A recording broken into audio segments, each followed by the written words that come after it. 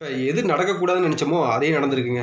அதாவது இந்த வர்த்தக போர் தாங்க சொல்றேன். இந்த அமெரிக்காவுக்கும் சீனாவுக்கும் உள்ள வர்த்தக போரு. இந்த ட்ரம்ப் வந்து அதிபரான பின்னாடி எல்லா நாடுகளும் ஒரு 180 நாடுகளுக்கு இந்த இறக்குமதி வரிய விதிச்சாருங்க. இதில பார்த்தோம்னா, இந்தியாவுக்கு 26%ம், சீனாவுக்கு 34%ம் இறக்குமதி வரிய விதிச்சாருங்க. ஆனா, இதில சீனா மட்டும் அ நாங்களும் அமெரிக்கா இறக்குமதி பொருளுக்கு நாங்க வரி விதிப்போம் அப்படின்னு சொல்லிட்டு இவங்களும் சொன்னாங்க. இப்படி இருக்கிற பட்சத்தில சீனா வந்து அமெரிக்கா இறக்குமதி பொருளுக்கு 34% கூடுதலா வரி வச்சுட்டாங்க. இதனால பார்த்து மனுஷன் ரொம்ப கோவமாயிட்டாருங்க ட்ரம்ப்பு. எப்படி நீங்க எங்க பொருள் மேல நீங்க வரி விதிக்கலாம் அப்படின்னு சொல்லிட்டு. நீங்க இந்த வரிய வந்து இந்த ஒரு நாளுக்குள்ள நீங்க இந்த வரிய நீங்க எடுக்கல அப்படின்னா, பயங்கரமான ஒரு விளைவ சந்திக்க நேரிடும் அப்படின்னு சொல்லிட்டு ஒரு எச்சரிக்கை விடுத்தாருங்க. இருந்தாலும் நீ என்ன சொல்றது நான் என்ன கேட்கிறது அவங்களும் கண்டுக்கவே இல்லைங்க.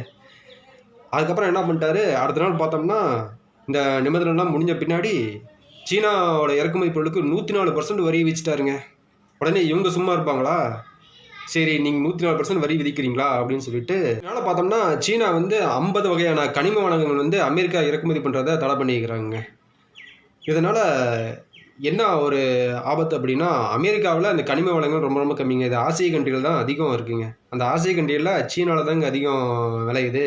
உதாரணமா பார்த்தோம்னா, இந்த லித்தியம் பேட்டரி, மொபைல் ஃபோன்கள் தயாரிப்பு, அப்புறம் அந்த சிலிக்கான் போன்ற பொருள்லாம் வந்து இங்கிருந்து தாங்க அமெரிக்காவுக்கு இறக்குமதி பண்ணுது.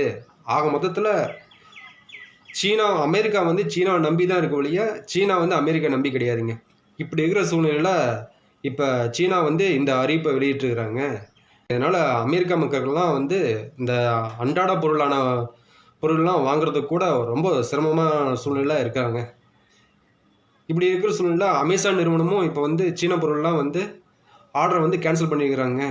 ஆக மொத்தத்தில இந்த வர்த்தக போர் வந்து இந்த சீனாவும், அமெரிக்காவும் பரஸ்பரமா போயிட்டாங்கன்னா எந்த ஒரு பிரச்சனையும் இல்லைங்க. இல்லன்னா இதுவே வந்து ஒரு போருக்கு ஒரு வழிவகுத்துருமோ அப்படின்னு சொல்லிட்டு ஒரு அச்சம் அமெரிக்கா மக்களுக்கும், உலக நாடுகளுக்கே இருக்குங்க.